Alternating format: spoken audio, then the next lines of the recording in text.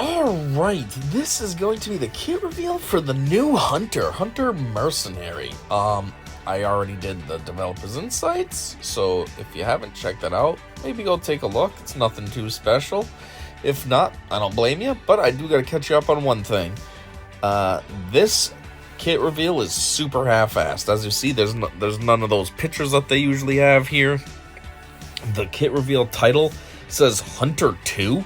So unless there's a joke that I'm not understanding, like, that's just terrible. It's like a placeholder that they just never went back and updated. And there's no animations in the kit reveal. It's just text. So yeah, that's kind of boring and disappointing. But anyways, let's just get into it. So, ability 1, basic, DC 17 blaster. Jeez, this is like the third character that has it. I know it's just a gun, but it just seems boring to keep seeing that as your basic. Like, doesn't some of the clones have that? And then someone else had that too. Someone recently, right? Probably, maybe, not Omega. I don't know, somebody I feel like did super recently. Anyways, I must feel like we should know what this does. It's the same gun. It should have the same stats every time. Deal physical damage to target enemy and inflict speed down on them for 1 turn. During Hunter's turn, call a random Bad Batch Bad Batch attacker ally to assist. And all attacker allies gain critical chance up for 1 turn. You know, that kind of sucks because it's critical chance up, which means it's just a chance. And it's only for 1 turn. So that means, say your critical chance is 50%. Critical chance up, say, is 60%. I'm making stuff up. I don't really know what the metrics are, but just hypothetically. So that still means you have a 40% chance of it not happening. And so you might not get a critical hit, and you have 1 turn with that crit chance up, so then you just lost it. It's kind of crappy. It sounds good on paper, but in practice, it's just like, I don't know. Not as good as it seems. Anyways, if the attacker enemy is marked, all Bad Batch attacker allies gain 5% offense, stacking up to a max of 50% until the end of the encounter. And they have their defense reduced by 5%, stacking max 50%, which can't be resisted until the end of the encounter. Well, that kind of sucks. All Bad Batch attacker allies gain offense, which is great. You're getting a little bit stronger, you're hitting a little harder, that's good. But then you also get your defense reduced? Ugh, that's terrible. Then that means that you are more susceptible to hits. You die quicker and easier. Like, no. Ew, I did not. Max 50% reduction in your defense. You know how quickly you'll die? I mean, 1 little hit is gonna seem twice as hard now. And then a big hit, oh my god, that's gonna be an insta-kill. Imagine a hit that does, I don't know, 20,000 damage. I don't even know what the damage is with crits and everything, but just hypothetically. That's gonna be a 40,000 damage hit.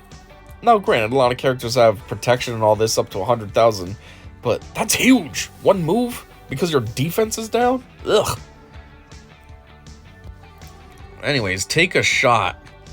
Cooldown 2. That's actually not that bad. That's basically every other turn you can do this move. So, final text. If no enemies are marked, inflict marked on the target enemy for 2 turns, which can't be evaded or resisted. All Bad Batch allies gain offense up and protection up for 50% for 1 turn. So, okay, so can that stack with the first one? So you're going to gain 50% offense, potentially, from the first move. Then this move, you can gain 50% more. Now, granted, it's for 1 turn, but still. But then you're gaining protection up, so, I mean, I guess you have that to kind of counteract your reduction in defense. Anyways, call all Bad Batch attacker allies to assist, dealing 30% less damage. I hate that. It's like counterattacks are always kind of cool, but at the same time they suck because they're always so weak. So it's like you're counterattacking up a storm, but you're not doing anything. It's like you're just massaging your opponent. Oh, how's that feel? How did that feel? Did that hurt? I mean, this isn't that bad. It's 30% less damage. So that means they're still doing 70% of their full attack, but still. Anyways, this will hurt. Cooldown 30. Okay. I'm sure there's ways to increase the cooldown though, because it's kind of like BB-8. You know, his special move, what is it, Illuminated Destiny or something? That has a huge amount of cooldown too, so But anyways, cooldown 30. Final text. Deal physical damage to target enemy equal to 100% of their max health. Deal physical damage to target enemy equal to 100% of their max health? Huh. Increase to 200% if they are marked, which can't be evaded. Well, I see why it's got a cooldown of 30. Shock all enemies for 2 turns. That's pretty cool. Which can't be evaded. And inflict protection disruption on them for 3 turns. I don't really know what that does, but okay. It's probably something decent for you to be doing to them. Which can't be evaded or resisted. Bad Batch allies gain 100% defense penetration stacking. Stacking? Jeez, alright. Until the end of the encounter. I don't really know what the point of stacking would be, though, because if you have 100% defense penetration, then that almost means you're guaranteed to cut right through the defense. So if it's stacking and it goes to, let's say, 200, then what does that mean? Plus, they have protection disruption, so on, you know, combining those together, it's like you should have. Well, actually, those are different things. Never mind. Protection's one metric, defense is another, but still 100%. That's like a guaranteed cut right through, right? One thing though, it sounds cool. Deal physical damage to target enemy equal to 100% of their max health. But here's the thing: on the surface, you think, "Ooh, it's an insta-kill." No, it's not, because it's only 100% of their max health. So say the character, I don't know, has heals and stuff, or revives or something, so they're at max health and max protection. You do damage equal to their max health, sure, you took a big, huge chunk away from them, but, you know, they still got whatever's left based on protection. Now, I'm not saying they have protection left. I'm just saying, say they have 100,000 protection and 100,000 health. Okay, you just took away their protection, basically. They still have 100,000 health. Now, increase to 200%, then, okay, then you might be able to kill them. Actually, though, this move very well could take out a GL, because what I'm thinking is Rey. My Rey has ridiculously high health. I think she's pushing 200,000 health. Like, she's at like 199,900 and something health. She's only relic 7, so I'm like, if I got her to relic 9, she'd probably easily, not probably, she would obviously easily get way over 200,000 health. Additionally, or I shouldn't say additionally, but conversely, she only has a little bit of protection. She's got like 30,000 protection. So, if you were able to get the 200% damage if she was marked, 200% of her max health, that would be 400,000 damage you'd be doing to her, and it would basically one-shot her. Now, I don't know if that would still happen, because GLs are supposed to be resistant to insta-kill moves, and that would essentially be an insta-kill. But it's not really an insta-kill. It's not like an Annihilate or something. This is just doing damage based on her health, and since she doesn't have any protection, it would essentially kill her. So that's kind of cool. I mean, I don't like when regular characters can beat GLs, because GLs are supposed to be OP, but it's like, it's still kind of cool to know for like Grand Arena or something, like, oh, I can use this. I don't know.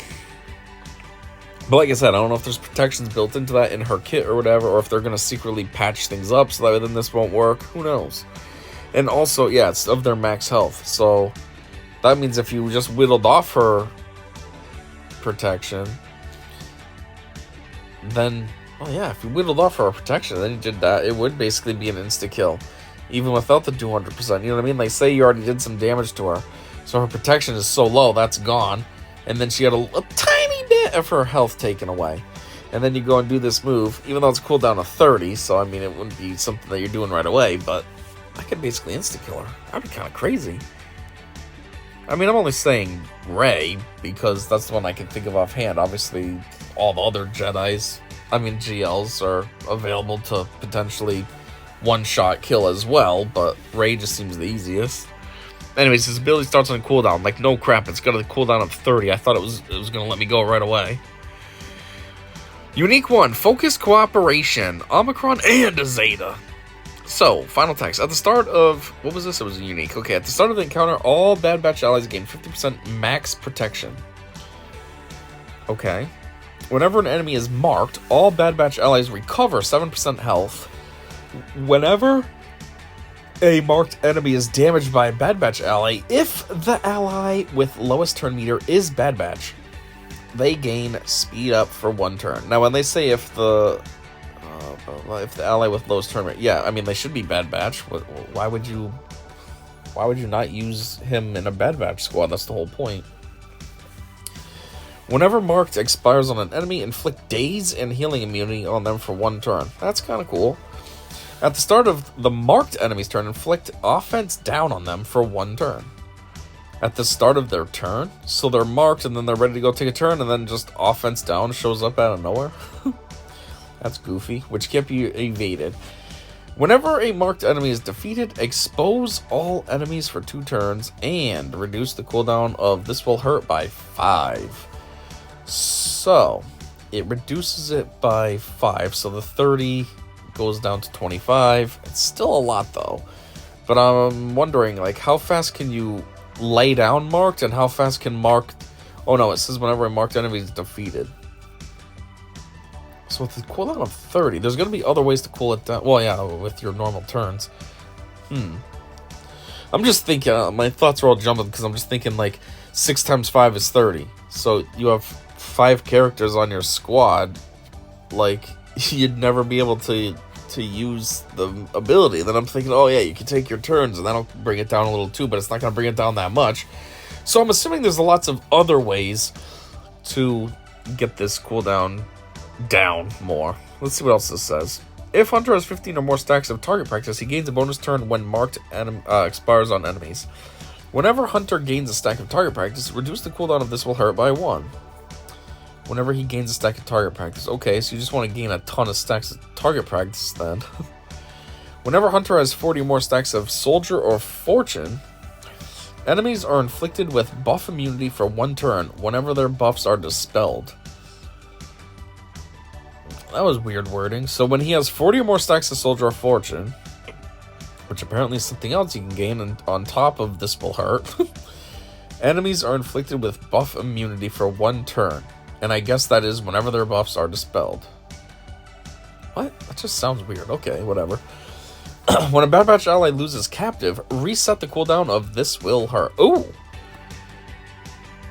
So that's another thing. That's captive and all that is from other kit reveals. So yeah, you want to lose captive then. That way then you can reset this will hurt. This will hurt is his huge move, right? Yeah. Yeah, reset the cooldown. Well, actually, no. What does reset the cooldown mean? It means bring it back to 30. So no, that's terrible. You don't want to bring it back to 30. If you get down to like 5, you're like, whew, I'm almost there. Captive goes away. 30. No! I was getting ready to insta-kill someone. Anyway. While in territory wars. Hey, in the developer's insights, I made a joke about that and said he has an Omicron. Where is it? Some are good like Grand Arena, or some are worthless like territory wars or galactic challenges. Hey, it looks like it's territory wars. So, territory wars. Why do I feel like I'm saying that weird? So yeah, no one will experience this because nobody cares enough. I'm just kidding. And there's a lot of guilds that are territory wars focused. My guild isn't, so we don't really care about these kind of Omicrons. Anyways, at the start of the encounter, Hunter has this will hurt available. In territory wars, so that means there's 0 cooldown. When Hunter gains a stack of target practice, reduce this will hurt's cooldown by 5. If there are no Galactic Legends, while the Bad Batch ally is captive, Bad Batch allies deal an additional instance of damage to the target enemy on their turn. Only if an ally is captive, though. Okay. Whenever a marked enemy takes a turn, reduce their max health by 10% stacking until the end of the encounter, excluding GLs. Reduce their max health by 10%. I was going to say, so you can basically kill them, but no, as you go down, the numbers just keep getting smaller, so that 10% just keeps getting less and less and less, you know? What is this saying, though? I'm a little confused. It says at the start of encounter, he has this will hurt available, so it makes it sound like it's at cooldown 0, but then it says whenever he gains a stack of target practice, reduce it. So it's like, what? So do you gotta somehow unlock it first? And then you get this cooldown of 30, and I don't understand. The wording must be off, or I'm just misinterpreting or something. Anyways, unique 2, Soldier of Fortune. Final text. Whenever a marked enemy is damaged by a mercenary ally, Hunter gains a stack of Soldier of Fortune. Whenever marked is dispelled or expires, Hunter loses 5 stacks of Soldier of Fortune. At the start of their turn, each Mercenary ally gains 3% accuracy for each stack of Soldier of Fortune they have until the start of the next turn. That's really weird. I feel like this doesn't tell us much. This was a weird description of this ability. What does it do? Whenever a marked enemy is damaged by a Mercenary, Hunter gains a stack of it. Okay. So I guess that's all it's for. And then whenever marked is dispelled or expires, then he loses 5 stacks. I guess that's all it does. Other than up here where it says when he has 40 or more stacks, then yeah, all enemies are inflicted with buff immunity for 1 turn. That seems kind of weird. How is this like an actual move in the kit? That's so goofy. Oh, well, let's see if there's any comments. Here we go. That's a stupid one. We're not reading that. Love these kits. No, they suck without pictures. Like this person said, 3 out of 4 characters that don't have assets gifts ready. Come on, guys.